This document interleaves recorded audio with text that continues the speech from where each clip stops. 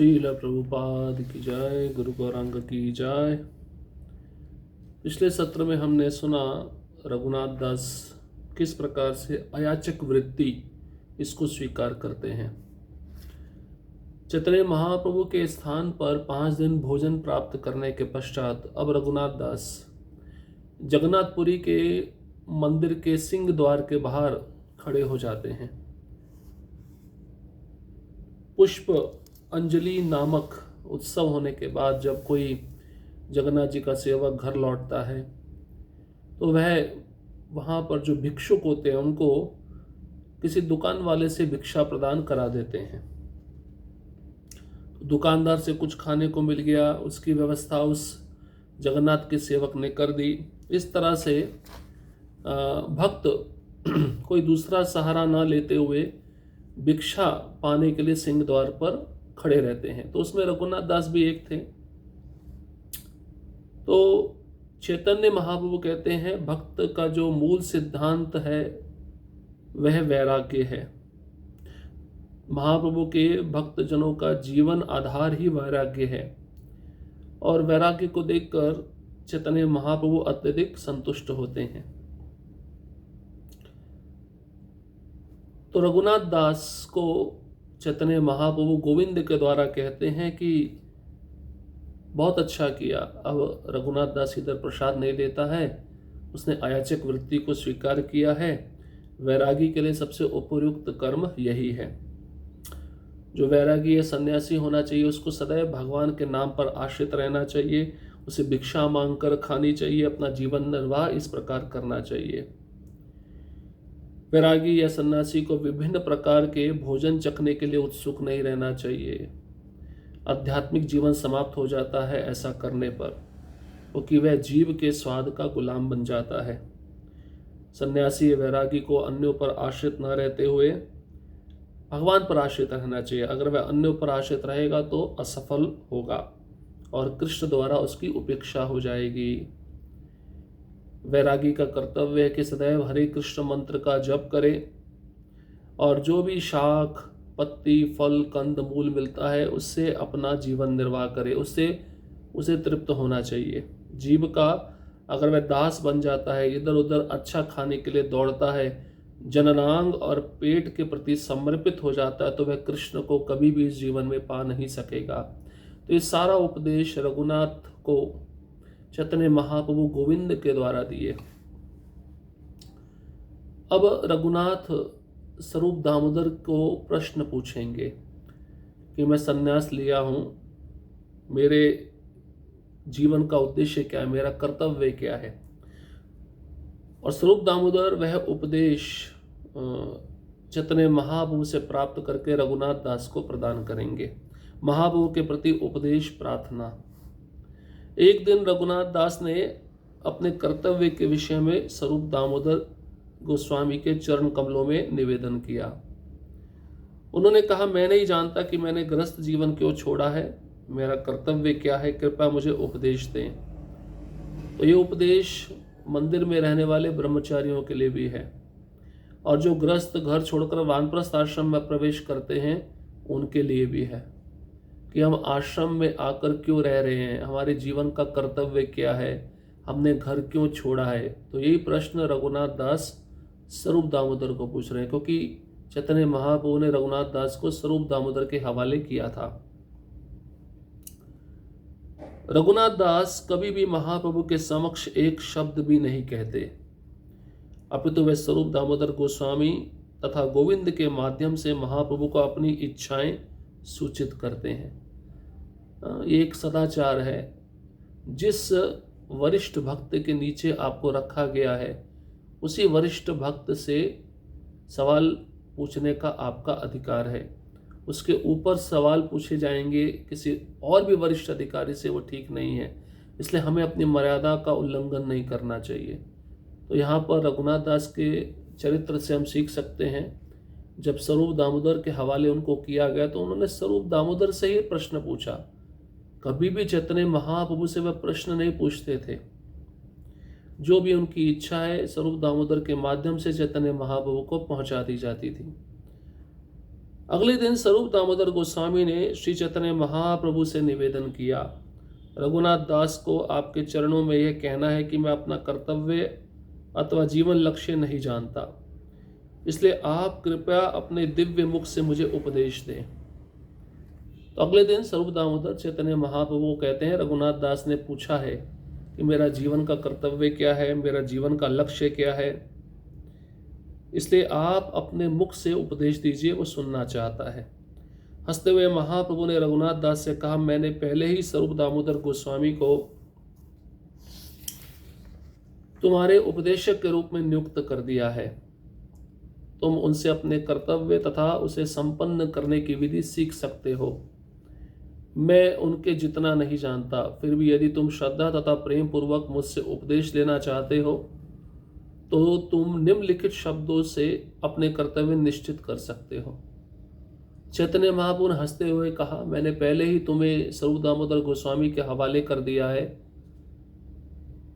स्वरूप दामोदर गोस्वामी उपदेशक के रूप में नियुक्त किए गए हैं और तुम उनसे अपने कर्तव्य तथा उन कर्तव्य को संपन्न कैसे करना है उसकी विधि पूछ सकते हो, सीख सकते हो। जितना वो जानते हैं मैं उतना नहीं जानता, चैतन्य महाप्रभु कह रहे हैं। फिर भी यदि तुम श्रद्धा तथा प्रेम पूर्वक मुझसे उपदेश लेना चाहते हो तो 2 शब्दों में मैं कुछ बताना चाहता हूं। उन शब्दों को सुनकर अपना कर्तव्य निश्चित कर सकते हो। तुम्हें क्या करना है, क्या नहीं करना है, सारा सार मैं 2 शब्दों में बताने जा रहा हूं। ये 2 श्लोक बहुत महत्वपूर्ण हैं। चैतन्य चरितामृत अंत्यलीला 6वां अध्याय श्लोक क्रमांक 236 और 237। ग्राम्य कथा ना सुनिबे, ग्राम्य वार्ता ना कहिबे, भाल न खाइबे और भाल न परिबे, अमानि मानद हैया कृष्ण नाम सदा लेबे, ब्रजे राधा कृष्ण सेवा मान से करीबे। ना तो सामान्य लोगों की तरह बोलो और ना वे जो कहें उसे सुनो। तुम ना तो स्वादिष्ट भोजन करो, ना ही सुंदर वस्त्र पहनो। कभी सम्मान की आशा मत करो, किंतु अन्यों को सम्मान दो। सदैव भगवान कृष्ण के पवित्र नाम का जप करो और अपने मन में वृंदावन वासी राधा तथा कृष्ण की सेवा करो। ये जीवन का सार है। ग्राम्य कथा ना सुनिबे। ग्राम्य कथा कहते हैं सांसारिक बातें। तो जो सामान्य लोग सामान्य बातें करते हैं उनकी बातें भक्ति से संबंधित नहीं होती, भगवान के नाम रूप गुण लीला से संबंधित नहीं होती। ऐसी बातें हमें नहीं बोलनी चाहिए और ऐसी बातें वह जो लोग करते हैं उनसे हमें सुननी भी नहीं चाहिए। ग्राम्य वार्ता ना कहिबे और ना सुनिबे। कहिबे मतलब कहना भी नहीं चाहिए, ना सुनिबे मतलब सुनना भी नहीं चाहिए। क्यों, ऐसा क्यों बोले हैं चैतन्य महाप्रभु? सांसारिक बातें हम क्यों नहीं कर सकते? सांसारिक बातें ये माया का भ्रम है। माया चाहती है कि कृष्ण के बारे में बात ना करके मैं हमेशा तुमको अपने चंगुल में फंसा के रखूं। और ये बातें करने से हमारा शक्ति नष्ट होता है, समय नष्ट होता है और ये बातें हमारे मन को विचलित करती हैं जो बातें कृष्ण से संबंधित ना हो। चाहे वो राजनीति से संबंधित हो, खेल कूद से संबंधित हो, आज के युग से संबंधित हो, ऐसी बातों से सदैव बचना चाहिए। इसको असत्संग कहा गया है।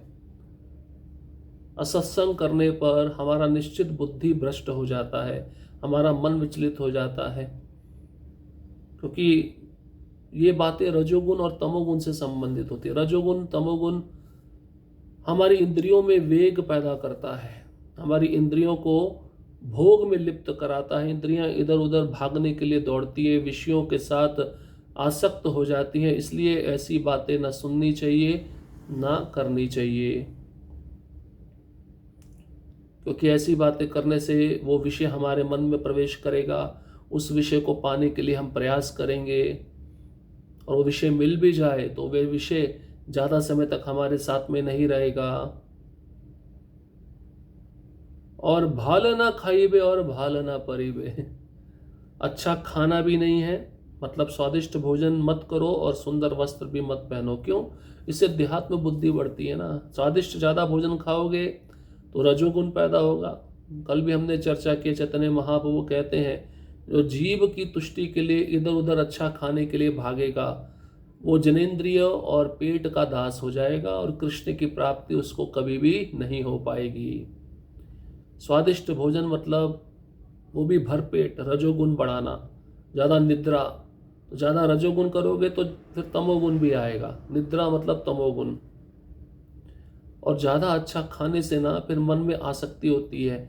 आज हमें अच्छा मिला है खाने को तो कल मिलना ही चाहिए, कल नहीं मिलेगा तो व्यक्ति फिर प्रयास करेगा अच्छा भोजन प्राप्त करने का। इसलिए सात्विक भोजन होना चाहिए। और अच्छा पहनो भी मत, क्योंकि अच्छा पहनोगे, नया वस्त्र पहनोगे तो शरीर में जो मन है वो सोचेगा अरे मैं कैसा दिख रहा हूँ, एक बार फोटो खींच के देखते हैं। और चलते चलते मान लीजिए उस नए वस्त्र पर एक छोटा सा छेद हो गया, कहीं वस्त्र अटक गया, तो मन में बहुत पीड़ा होती है। नया नया वस्त्र खरीदा था, ये कितना खराब हो गया, अच्छा नहीं दिख रहा है, लोग क्या सोचेंगे। इसलिए हमारे गोस्वामी केवल कोपिन पहनकर प्रचार करते थे, ये उनका वैराग्य था। तो नए वस्त्र को कुछ होता है तो जल्दी देहात्म बुद्धि पैदा होती है, और नया वस्त्र पहन लो तो फोटो खिंचवाने का बार बार मन करता है, मैं कैसा लग रहा हूँ, मेरा कपड़ा अच्छा लग रहा नहीं लग रहा। ये तो चलता है संसार में, ये देहात्म बुद्धि बढ़ाने के साधन हैं। इसलिए जितना हो सके पुराना कपड़ा पहनो, धुला हुआ कपड़ा पहनो। नया कपड़ा पहनने से क्या होगा, हाँ बहुत फट गया है तब आप नया कपड़ा पहन लो और एक दो बार धोने में वो पुराना दिखने लगता है। लेकिन ऐसे वस्त्र जो रजोगुनी होते हैं, चमकीले होते हैं, तड़क भड़क वाले होते हैं, जिनको देखकर दूसरों के मन विचलित हो, उनके मन में रजोगुण पैदा हो, ऐसे वस्त्र नहीं पहनने चाहिए। और वही पुनः बात जो शिष्टाष्टकम में चैतन्य महाप्रभु बताए हैं, यहाँ पे भी पुनः कह रहे हैं, अमानिना मान देना, दूसरों का सम्मान करो, अन्यों को सम्मान दो और अपने सम्मान की आशा कभी भी मत करो। दूसरों को प्रणाम करो और ये आशा मन में मत रखो कि मैं प्रणाम करूँगा तो वो भी प्रणाम करे। वो चाहे नहीं भी करे लेकिन तुम्हारा कल्याण है उसको प्रणाम करने में। और सदैव भगवान कृष्ण के पवित्र नाम का जप करो, कृष्ण नाम सदा लेवे। जीवा पे सदैव नाम वास करना चाहिए। माला नहीं भी हो ऐसी आदत डालो कि जीवा पे नाम रहे, नाम का जप होता रहे। और ब्रजे राधा कृष्ण सेवा मान से करीबे, मन से वृंदावनवासी बनकर राधा कृष्ण की सेवा करो। अब मन बैठा है अपने घर में, लेकिन शरीर बैठा है अपने घर में, मन को आप वृंदावन लेके जा सकते हो, मंदिरों का दर्शन करा सकते हो। जो पहले का अनुभव है वो याद करो, उसको वृंदावन की परिक्रमा कराओ, यमुना जी में स्नान कराओ, गोवर्धन की परिक्रमा कराओ। ये मानसी सेवा कहलाती है भगवान की। तो ये सेवा करने से पुनः मन में वृंदावन का स्मरण होने लगता है। वृंदावन कभी भूलता नहीं है मन, तो उन यादों को, उन स्मृतियों को ताज़ा रखना चाहिए बारंबार स्मरण करके। महाप्रभु ने रघुनाथ दास से कहा, मैंने संक्षेप में तुम्हें अपना उपदेश दे दिया है, अब तुम इसके विषय में स्वरूप दामोदर से विस्तार में जान सकोगे। देखो निष्कर्ष दे दिए चैतन्य महाप्रभु। देखो मेरे पास और कुछ नहीं है बताने को, ये दो चीजें हैं, ये कर सकते तो ये जीवन का सार है। इसको विस्तार पूर्वक जानना तो स्वरूप दामोदर के पास चले जाओ, वो तुमको और विस्तार पूर्वक इसके विषय में बता देंगे। संक्षेप में उपदेश दिया चैतन्य महाप्रभु ने। यह सुनकर रघुनाथ दास ने श्री चैतन्य महाप्रभु के चरण कमलों की वंदना की और महाप्रभु ने कृपा पूर्वक उनका आलिंगन किया। तो रघुनाथ दास ने जब ये उपदेश सुना चैतन्य महाप्रभु के मुख से, उन्होंने चैतन्य महाप्रभु के चरण कमलों की वंदना की और चैतन्य महाप्रभु ने रघुनाथ दास को आलिंगन दिया, उन पर कृपा दिखलाई। श्री चैतन्य महाप्रभु ने पुनः उन्हें स्वरूप दामोदर को सौंप दिया। इस प्रकार रघुनाथ दास स्वरूप दामोदर गोस्वामी के साथ अत्यंत गुह्य सेवा करने लगे। पुनः रघुनाथ दास ने क्षमा करिए, चैतन्य महाप्रभु ने रघुनाथ दास का हाथ पकड़कर स्वरूप दामोदर के हाथों में सौंप दिया और रघुनाथ दास स्वरूप दामोदर गोस्वामी के साथ चैतन्य महाप्रभु की गुह्य सेवा में लग गए। गुह्य सेवा क्या होती है? अगर शिष्य बहुत गंभीर है, बहुत उत्सुक है आध्यात्मिक विषयों को जानने के लिए, तो गुरु शिष्य पे कृपा करते हैं, उसको अपनी गुह्य सेवा प्रदान करते हैं। आपने सुना भी होगा रघुनाथ दास गोस्वामी 18 साल चैतन्य महाप्रभु के साथ रहे, उनके अंत लीला को देखे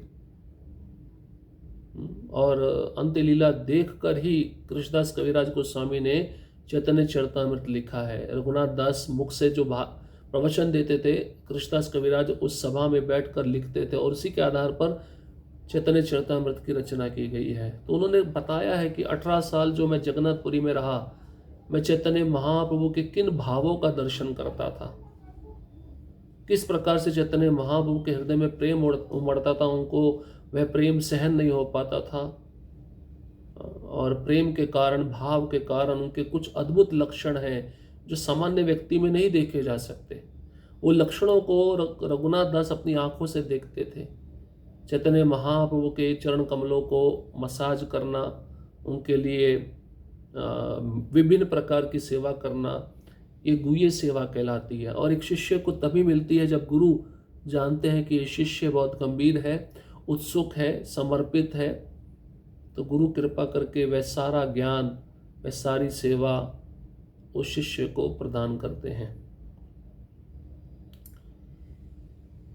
तो अब शिवानंद सेन और रघुनाथ दास प्रसंग। शिवानंद सेन आप जानते हैं चातुर्मास्य के समय बंगाल के जितने भक्त होते थे इनके साथ जगन्नाथपुरी जाते थे, रथ यात्रा में जगन्नाथ जी का दर्शन करने, चैतन्य महाप्रभु को मिलने। अब शिवानंद सेन और रघुनाथ दास के बीच में कौन सा प्रसंग होता है उसको हम अगले सत्र में श्रवण करेंगे। हरे कृष्णा कृष्ण कृष्णा हरे हरे, हरे राम राम राम हरे हरे।